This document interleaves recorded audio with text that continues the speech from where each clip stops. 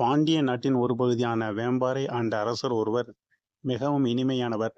மக்களையும் புலவர்களையும் ஏனையோரையும் ரொம்ப அன்பாக நடத்துவார். அரசரை சந்திக்க புலவர் ஒருவர் வந்திருந்தார்.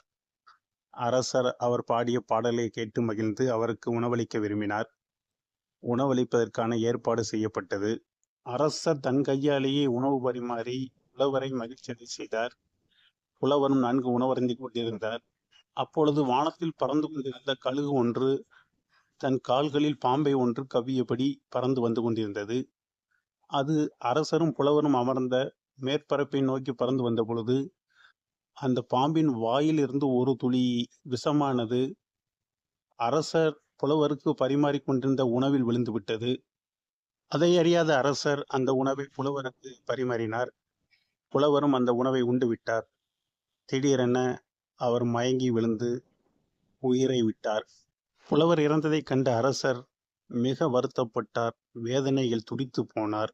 தன்னை நம்பி உணவருந்திய புலவர் உயிரிழந்ததை எண்ணி கடவுளிடம் முறையிட்டார்.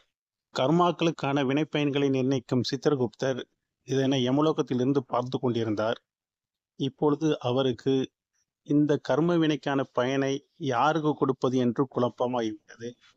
கழுகிற்கு கொடுப்பதா, பாம்பிற்கு கொடுப்பதா, அல்லது அரசனுக்கு கொடுப்பதா என்று யோசித்துக் கொண்டிருந்தார். கழுகு உணவுக்காக பாம்பை தூக்கிச் சென்றது. அதன் மீது தவறில்லை. விஷம் பாம்பின் வாயில் இருந்து அறியாமல் விழுந்தது. அதனால் பாம்பின் மீதும் குற்றமில்லை. அரசனும் விஷம் விழுந்ததை தெரியாமல் புலவருக்கு உணவளித்தார். அதனால் அவர் மீதும் தவறு ஏதும் இல்லை. புலவர் இறந்ததுக்கான பாவம் யாரை போய் சேரும் என்பதில் சித்திரகுப்தருக்கு முடிவெடுக்க முடியவில்லை.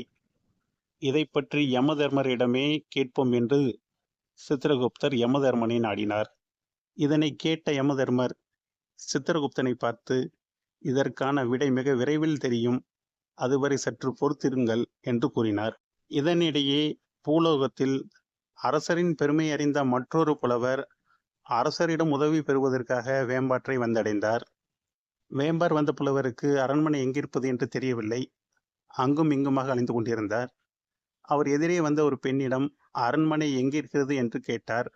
அதற்கு அந்த பெண்மணி, புலவர் அரசரை எதற்காக சந்திக்கிறீர் என்று கேட்டார். புலவரும் தன் அரசனை சந்தித்து அவரிடம் உதவி கேட்கப் போகிறேன் என்பதை சொன்னார். எனினும் அந்த பெண் புலவரிடம், அரசன் மிக கொடியவன், புலவர்களை எல்லாம் கொல்லக்கூடியவன், அவரை போயவா சந்திக்கப் போகிறீர்கள் என்று அவரிடம் சொன்னார். இதை யமலோகத்தில் இருந்து பார்த்து கொண்டிருந்த சித்திரகுப்தருக்கு புரிந்துவிட்டது. அந்த பாவ கணக்கை அந்த பெண்ணின் கணக்கிலேயே எழுதினார். உண்மை அறியாமல் ஒருவர் மீது பழி சுமத்துபவருக்கு